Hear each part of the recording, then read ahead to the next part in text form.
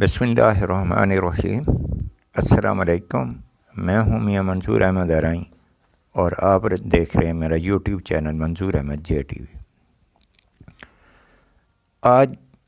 مختلف قیاس آرائیوں کے بعد یہ تو فیصلہ ہو گیا کہ حکومت پاکستان، موجودہ وزیر اعظم اور ان کی پارٹیوں نے اور کیبنٹ نے چیف آف آرمی اسٹاف اور joint chief of army staff کی منظوری دے دی، جس میں جنرل عاصم منیر صاحب کو چیف آف آرمی اسٹاف بنا دیا گیا، جو کہ پہلے نمبر پہ ہیں، حافظ قرآن بھی ہیں اور قابل ترین افسر ہیں اور او ٹی ایس کے پہلے بننے والے چیف آف آرمی اسٹاف بھی ہیں۔ ان کو ہم مبارکباد دیتے ہیں۔ اللہ تعالیٰ ان کو اپنی اس 3 سالہ سروس کے دوران اچھے کام کرنے کی توفیق عطا فرمائے۔ دوسرے نمبر پر آ جائیں، جو دوسرے نمبر پہ تھے سیر شمشاد مرزا صاحب، ان کو joint chief of army staff بنا دیا گیا ہے اور انہوں نے جنرل ندیم رضا صاحب کی بدلی کرنی۔ جنرل ندیم رضا صاحب کا تعلق بھی 10 سند اور 26 سند سے تھا اور سیر شمشاد مرزا کا تعلق بھی 8 سند سے ہے، تو انہوں نے ایک دوسرے کی بدلی کرنی ہے۔ اچھی بات ہے کہ یہ کم ترین سندھ ریجمنٹ، جو ایک انفینٹری کی ریجمنٹ ہے، اس کے اندر ان کو یہ دوسرا بڑا اعزاز حاصل ہوا ہے کہ یہ سندھ ریجمنٹ کے چیف آف جوائنٹ اسٹاف بنے۔ اسی طریقے سے ایف ایف ریجمنٹ بھی بہت پرانی یونٹ ہے، رحیل شریف کا تعلق بھی ایف ایف سے تھا اور اب جو عاصم منیر صاحب بن گئے ہیں ان کا تعلق بھی اسی سے۔ ان دونوں کو ہماری تمام فوج کی طرف سے، سویلین کی طرف سے مبارک۔ اب چلتے ہیں اسی کے اندر کہ اللہ تعالیٰ ان کو اپنی ڈیوٹی خوش اسلوبی سے سر انجام دینے کی توفیق عطا فرمائے اور فوج کا جو کردار ہے اس کے اوپر کاربند رہنے کی توفیق عطا فرمائے۔ ہمارے جو ریٹائرڈ ہونے والے جنرل باجوہ صاحب ہیں، وہ اپنی 6 سالہ سروس پوری کرنے کے بعد جا رہے، لیکن ہمارا ایک گلہ تحریک انصاف سے بھی بنتا ہے کہ اگر وہ بڑھانا چاہتے تھے تو وہ 3 سال کے بجائے 2 سال یا 1 سال ان کی سروس ایکسٹینڈ کر دیتے۔ اس کی وجہ کیا ہے کہ ایک تو یہ جو چپکلش چل رہی ہے، لوگوں کا حقوق مارا جا رہا ہے، تو وہ 6 جرنیلوں کے نام اس کے لیے لیے جاتے اور 6 جرنیلوں کے نام جو ہے چیف آف آرمی اسٹاف کے لیے لیے جاتے، تو ان کے مختلف دور میں تعیناتی ہوتی۔ اب یہ دونوں کی تعیناتی اکٹھی کی جا رہی ہے، تو اس کا اثر یہ ہوتا ہے کہ جو جس عہدے پر بیٹھا ہوتا ہے وہ دونوں عہدے ایک ہی وقت میں خالی ہو رہتے ہیں، جبکہ اس کا یا تو 1 سال کا یا 2 سال کا بیچ میں دونوں عہدوں کی تبدیلی کا وقفہ ہونا چاہیے، تاکہ اس کا اثر جو ہے وہ دوسروں پر نہ پڑ سکے۔ تو فوجی جرنیل جو بھی ہیں وہ محب وطن ہیں اور عدلیہ، وزیر اعظم، صدر کے بعد وزیر اعظم کے بعد جو ہے chief of army staff, joint chief of army staff, اور اسی طریقے سے عدلیہ کا جو ہے چیف جسٹس آف پاکستان، یہ ملک کے بہت بڑے اداروں کے سربراہ ہیں۔ اب سوچنا فوج کو یہ ہے، عدلیہ کو، صدر کو اور وزیر اعظم کو، کہ اس کے لیے ایک ایسا قانون بنا دیا جائے کہ ان چاروں میں سے چیف جسٹس آف پاکستان اور آرمی کے دونوں یہ بڑے عہدے، اس کا تو پروسیجر یہ ہے کہ عدلیہ کا بھی جو سینئر ترین جج ہوتا ہے اس کو چیف جسٹس آف پاکستان بنا دیا جائے۔ تو یہی طریقہ جو اب فوج کے لیے استعمال کیا گیا ہے، اسی کو پکا قانون بنا دیا جائے کہ وہ اپنا جو بھی سینئر ہوگا وہ عہدہ سنبھالے گا، اور اس کے لیے اگر سیاسی لوگ کوئی ڈنڈی مارتے ہیں تو عدالت مداخلت کرے، اور صدر پاکستان کو اختیار ہونا چاہیے کہ وہ اس ڈنڈی کو نہ مارنے دے۔ اور تیسری جو بڑی چیز ہے کہ اگر یہ سیاسی لوگ اس ملک کے اندر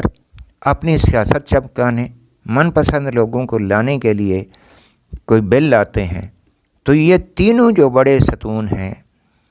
ان کا کام ہے کہ ان کے آگے سیسا پلائی ہوئی دیوار بن کے کھڑے ہو جائیں اور ان کو ایسا کوئی بھی کام نہ کرنے دے جو 75 سالوں میں اس پاکستان کے ساتھ ہو رہا ہے۔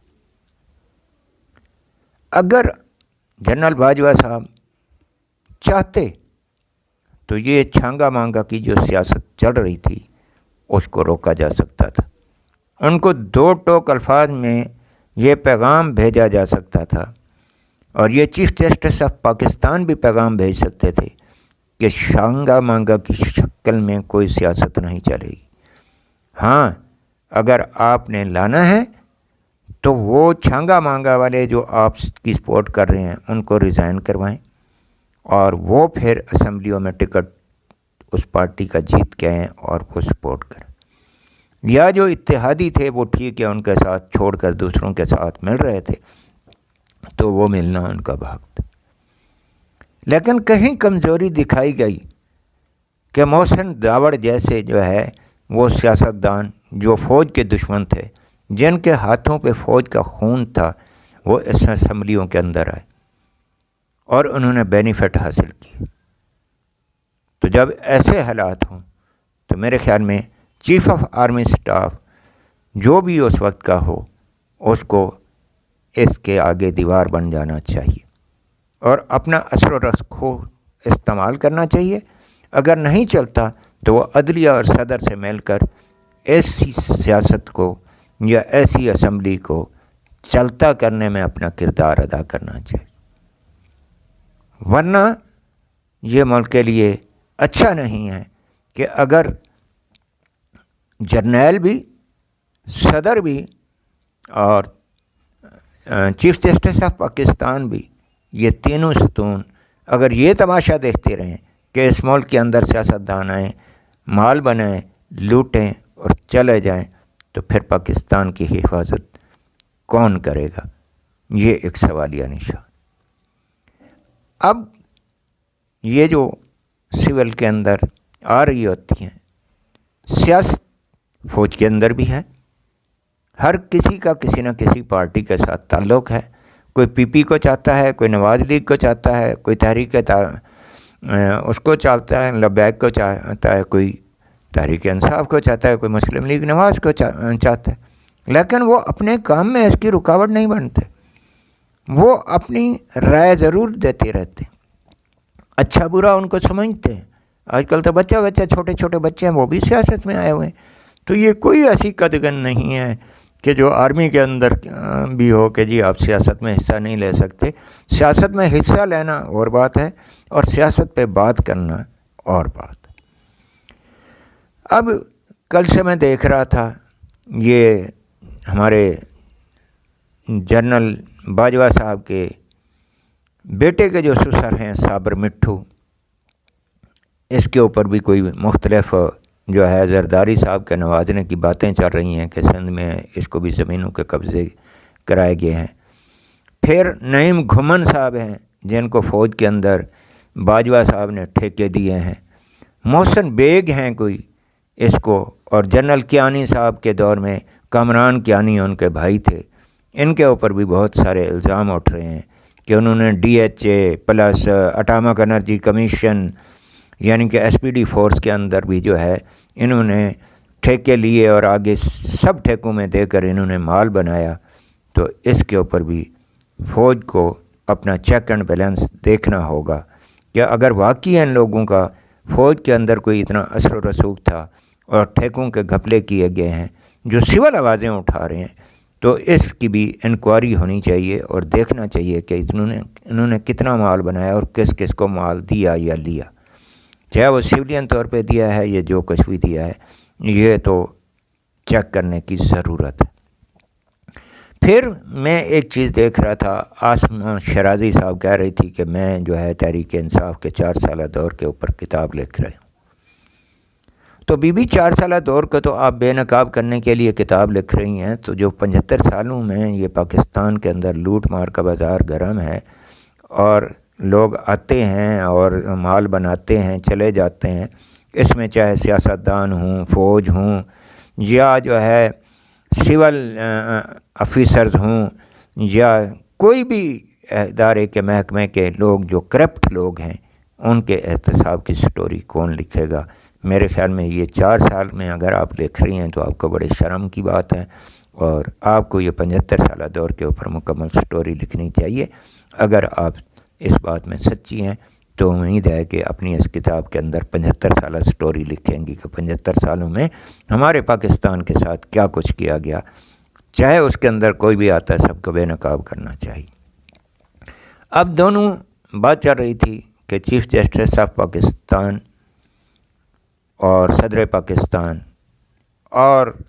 وزیر اعظم پاکستان اور فوج کے جو دونوں سربراہان ہیں، ان سب کو سر جوڑ کے بیٹھنا ہوگا۔ سر جوڑ کے بیٹھنے کے بعد ایک متفقہ لائحہ عمل اپنانا ہوگا کہ 75 سالوں کے اندر جس نے ملک میں کرپشن کی ہے